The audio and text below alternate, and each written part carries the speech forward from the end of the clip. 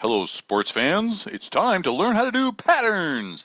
Let's get into Illustrator. I'm sharing my screen, and we're going to take a look at some of the fun that you can have in here. The way we did this today in class, or maybe you were yesterday in class, we just drew a square, right? We just kind of went, I'm going to draw, if I hold down Option, I can draw it from the center, or Alt on your PC. And I don't know, how big do I want to make that? You can see that there's a little tiny gray box there that says you're making that about 2 inches wide. So you can see how big you're making your thing already. Square, because I'm holding down my Shift key as well. So there's basically the field within which I'll be working. I'm going to zoom in a little bit so I can see what I'm doing. You'll notice that it's filled with white up here. There's that, and I have no stroke turned on. That if you turn a stroke onto the outside square that you fill up, you'll end up with a checkerboard pattern in your um, pattern. Maybe that's what you want, but let's take a look at this. We did a bunch of different things. I put just like a ball on here and made a pattern out of that.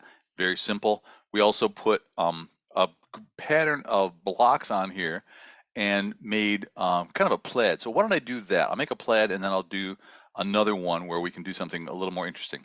I'm switching to outline mode so I can see what the heck I'm doing. And I'm just going to make one band like that. I'm holding down the Command key or Control to get my cursor back. You see I've still got my rectangular tool. But if I hold down my Command key, Control key, it gives me the selection tool. Click and start to drag and hold down the Option key and say, oh, by the way, I also want another one. I don't want to just give me that one moved. I want to actually drag another one down. And I'm holding down the Shift key, forces it to go on either a 45, a 90, vertical or horizontal. So there's that. And then I go Command D, Control D to get two more. I don't want it, you're probably thinking, why don't you do one more and put it right at the very bottom? I don't want to put one at the very bottom because in a pattern, this this band up here is going to be right next to the pattern at the bottom. So if I put another band right down here at the bottom, it will butt up against the one that's at the very top. So I'm building this on purpose like this, but I don't like that extra space at the bottom. So I think what I'd like to do is say, well, let's get about that much space at the bottom. I could be really fussy about this and say I want 1 bar's worth of space at the bottom. Let me show you how to do that. I'm just going to clone this one, grab an Option key, drag that one down and say, now I want that much space at the bottom, 1 bar's worth of space at the bottom of all these things. I'm going to click on all 4 of those bars, and then I'm going to go up here and say, I want you to vertically distribute the tops of those bars, doink, and it says, sure, I can do that. And then I just throw this one away, and now I know that I've got that kind of space at the top. Then what I'm going to do is grab those 4 guys again, come with me, you, and I'm going to grab, it's a little bit of a trick in outline mode because you have to actually click right on the path. You can't, like in here, I can just grab those pieces, but here I've got to click on the path. I'm going to use my rotate tool and Option click right in the center. It's an Alt click if you're on a PC. Copy that at 90 degrees. And now I'm going to drag that bunch of goodies over to the corner and put that like that. So now what I've got is that. Those guys, I think what I'll do is fill them with orange and maybe knock that back to 60% opacity. Kind of cool, right? I get kind of a nice little effect like that. Here's the fun part. Once I've got my 1 block of my pattern built, now I can go ahead and make the pattern. Here's the trick. Select all, Command A, or select all here, or just go, I'm just going to drag with my selection tool, drag over the whole darn thing. So 3 different ways to select it. Now what I want to do is go to Object, Pattern, Make Me a Pattern. And the screen goes bonkers. Whoa, look at that. So it's pretty cool. It says, I've added a new pattern to your swatch palette. Look at that in my swatch palette. There it is right there. And it says, any changes you made while in editing mode will be saved when you get out of here.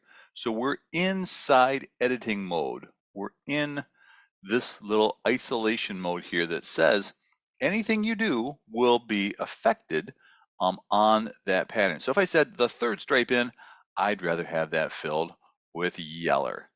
Poof, all the third stripes in, change to yellow.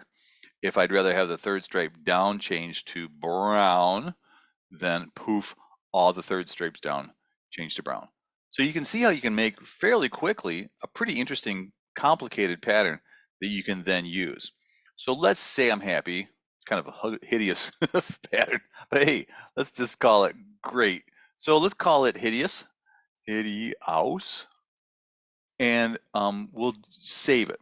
I just want to show you what happens. I'm on a grid system here. There is also brick by brick, brick by row, brick by column, and then hex by column and hex by row. So experiment with those. Depending on the pattern that you're using and how it works, it may be happier in this. Plaids tend to work best on a grid like this. It happens to be just about 2 inches wide, and so I've got now everything I need. So now I can just say, go back. I'm getting out of isolation mode so long. And now this might seem weird. I'm going to grab all this stuff and I'm just going to throw it away. I don't even care anymore, because now that I've got that pattern saved in my swatches, I can draw a potato and fill it with my awesome plaid color. So there's that. And I say, fill me with plaid. And it says, I'm going to put the stroke in plaid. I don't want the stroke in plaid. Come on. I want the fill in plaid. Thank you for my new plaid color. So then you look at it and go, I don't know if I like it exactly where it is. I'd kind of like it to be like that yellow. I'd like that to be shifted over a little bit. This is tricky. The little key next to your 1, to the left of your 1 key on your keyboard, that little shape at the top is called the tilde. The little guy above that or below that is called the grave, accent grave. And if I hold that down, first I got to grab my white arrow tool because I want to move things around inside a shape. Click that, drag it down, and look at that. I can move that thing around inside my path. And if I thought, I really don't like how big it is, I can grab my scale tool and option click, alt click on a PC, and it says I'm going to shrink that 25%. I could shrink the object, or I could shrink the pattern, or I could shrink both. So you got some controls exactly here. Option click with the scale tool to get into this menu and be able to change patterns, objects, both. Cool? I hope that's great for you. I will stop my sharing and I will see you very soon. See you, friends.